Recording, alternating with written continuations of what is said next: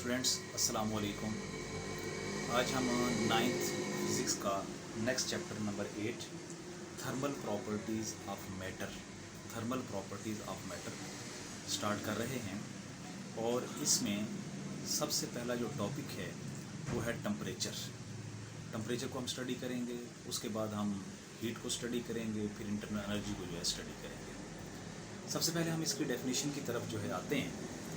Definition जो है वो टेम्परेचर की कुछ इस तरह से है: द डिग्री ऑफ हॉटनेस और coldness of a body is called temperature. The degree of hotness और coldness of a body is called temperature.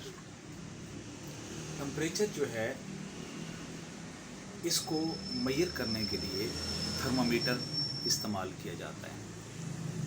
आजकल काफ़ी सारे थर्मामीटर जो हैं वो अवेलेबल हैं टेम्परेचर को मेजर करने के लिए, जैसे मर्करी थर्मामीटर है, डिजिटल थर्मामीटर है, उसके बाद स्ट्रिप थर्मामीटर है।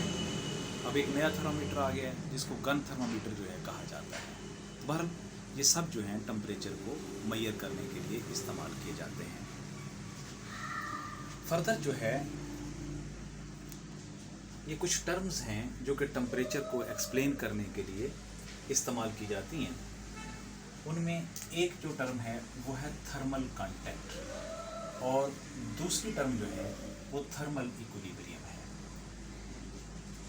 टेम्परेचर को एक्सप्लेन करने के लिए, इसके कंसेप्ट को वेल क्लियर करने के लिए थर्मल कांटेक्ट और थर्मल इक्विलिब्रियम जो है इनको जानना बहुत ज़रूरी है।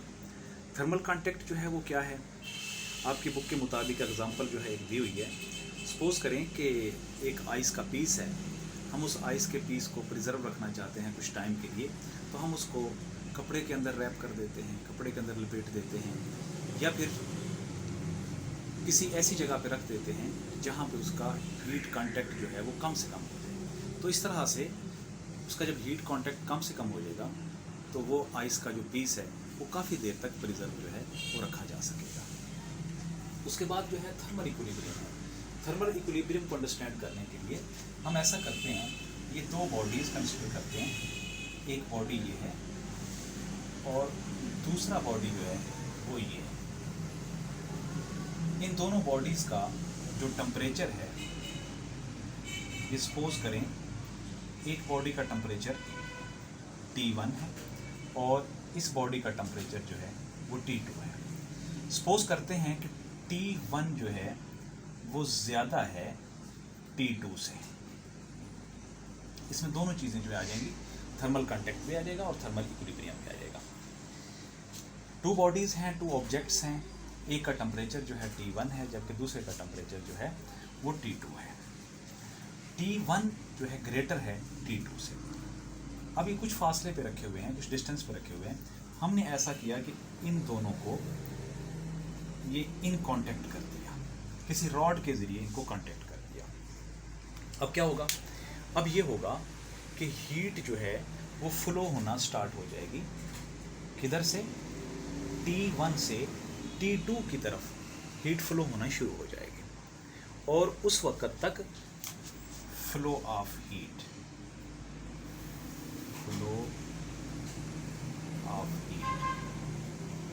और उस वक्त तक हीट जो है फ्लो होती रहेगी जब दोनों बॉडीज़ का टेम्परेचर जो है वो सेम नहीं हो जाता, या यूँ कह लीजिए कि दोनों बॉडीज़ जो हैं जब तक थर्मल इक्विलिब्रियम में नहीं आ जाते उस वक्त तक हीट जो है फ्लो होती रहेगी। Temperature determines the direction of flow of heat. Next जो लाइन है वो मैंने ये लिखी हुई है, temperature determines the direction of flow of heat. Heat flows from hot body to cold body until thermal equilibrium is reached. जैसा कि एग्जांपल में मैंने ऑलरेडी बता दिया कि ये दो ऑब्जेक्ट्स हैं, इनको कांटेक्ट जो है कर दिया गया है। T1 टेम्परेचर ज़्यादा है, T2 टेम्परेचर जो है वो कम है। हीट उस वक्त तक फ्लो होती रहेगी जब तक दोनों बॉडीज़ का टेम्परेचर जो है वो सेम नहीं हो जाता। इसके अलावा एक नेचुरल वे है। नेचुरल वे में एक फ्लावर है जिसको क्रोकस फ्लावर जो है कहा जाता है। क्रोकस फ्लावर जो है नेचुरली, मैं स्टडी कर देता हूँ आपको। The crocus flower is a natural thermometer It opens when temperature is precisely 23 degree centigrade and closes when the temperature drops. Okay students, temperature का टॉपिक जो है आपका कंप्लीट होता है.